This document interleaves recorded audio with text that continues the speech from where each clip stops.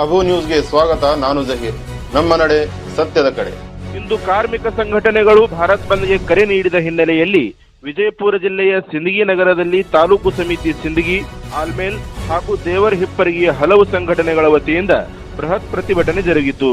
ನಗರದ ಅಂಬೇಡ್ಕರ್ ವೃತ್ತದಿಂದ ಟಿಪ್ಪು ಸುಲ್ತಾನ್ ವೃತ್ತ, ಗಾಂಧಿ ವೃತ್ತ ಮಾರ್ಗವಾಗಿ ರ್ಯಾಲಿ ನಡೆಸಿ ಅಂಬೇಡ್ಕರ್ ವೃತ್ತದಲ್ಲಿ ಮಾನವ ಸರಪಳಿ ನಿರ್ಮಿಸಿ ರಸ್ತೆ ತಡೆದು ಕೇಂದ್ರ ಸರ್ಕಾರದ ನೀತಿಯನ್ನು ವಿರೋಧಿಸಿ ಘೋಷಣೆ ಕೂಗಿದರು. ವಿಜಯಪುರ ಜಿಲ್ಲಾ ರೈತ ಸಂಘ ಮುಖಂಡರಾದ ಅಣ್ಣಾರ ಇಳಗೇರ್, ಡಿವೈಎಫ್ಐ ತಾಲೂಕು ಅಧ್ಯಕ್ಷರಾದ ರಮೇಶ್ ತಳವಾರ್, ಅಂಗನವಾಡಿ ನೌಕರರ ಸಂಘ ತಾಲೂಕು ಅಧ್ಯಕ್ಷೆ ಸರಸ್ವತಿ ಮಠ್, ಅಂಗನವಾಡಿ ನೌಕರರ ಸಂಘ ಕಾರ್ಯದರ್ಶಿ ಪ್ರತಿಭಾ ಕುರ್ಡೆ, ಗ್ರಾಮ ಪಂಚಾಯಿತಿ ನೌಕರರ ಸಂಘ ದೇವರಿಪ್ಪರ್ಗಿ ತಾಲೂಕು ಅಧ್ಯಕ್ಷರಾದ ಶಿವಾನಂದ್ ಬಿರಾದಾರ್ ಹಾಗೂ ಇನ್ನಿತರ ಪ್ರತಿಭಟನಾಕಾರರು ಮಾತನಾಡಿ ಕೇಂದ್ರ ಸರ್ಕಾರದ ನೀತಿಯನ್ನು ಖಂಡಿಸಿ ತಮ್ಮ ಆಕ್ರೋಶ ಹೊರಹಾಕಿದರು.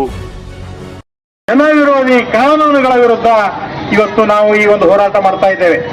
ಇಡೀ ದೇಶದಾದ್ಯಂತ ಇವತ್ತು ಕಾರ್ಮಿಕರು ಬೀದಿಗಿಳಿದು ಈ ಒಂದು ಹೋರಾಟ ಮಾಡ್ತಾ ಇದ್ದಾರೆ. ಸುಮಾರು 20 ಕೋಟಿಗೂ ಹೆಚ್ಚು ಜನ ಕಾರ್ಮಿಕರು ಈ ಒಂದು ಹೋರಾಟದಲ್ಲಿ ಭಾಗವಹಿಸಿದ್ದಾರೆ. ಈ ಒಂದು ಕಾರ್ಮಿಕರ ಹೋರಾಟಕ್ಕೆ ಇವತ್ತು SKM ಮತ್ತು ಸಂಯುಕ್ತ ಕಿಸಾನ್ ಮೋರ್ಚಾ ಸುಮಾರು 545 ರೈತ ಸಂಘಟನೆಗಳಿಂದ ಕೂಡಿದಂತ ಈ ದೇಶ ಮಟ್ಟದ ಅತ್ಯಂತ ಐಕ್ಯ ರೈತ ಚಳವಳಿ ಕೂಡ, ರೈತ ಸಂಘಟನೆ ಕೂಡ ಈ ಒಂದು ಕಾರ್ಮಿಕರ ಮುಷ್ಕರಕ್ಕೆ ಬೆಂಬಲ ಕೊಟ್ಟಿದ್ದಾರೆ.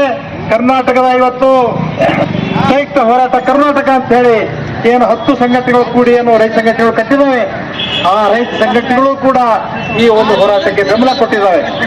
ಇವತ್ತು ವಿದ್ಯುತ್ ಖಾಸಗೀಕರಣ ನೀತಿಯನ್ನ ತಂದು ರೈತರ ಪಂಪ್ ಸೆಟ್ಗಳಿಗೆ ವಿದ್ಯುತ್ ಸಿಗದಂತೆ ಇವತ್ತು ಕೃಷಿ ಉತ್ಪಾದನೆಗೆ ದೊಡ್ಡ ಪೆಟ್ಟು ಹಾಕುವಂತ ರೀತಿಯಲ್ಲಿ ಕೇಂದ್ರ ಸರ್ಕಾರ ಮುಂದಾಗಿದೆ.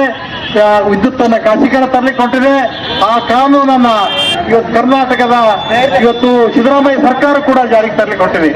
ಇದನ್ನು ನಾವು ತೀವ್ರವಾಗಿ ವಿರೋಧಿಸ್ತೇವೆ.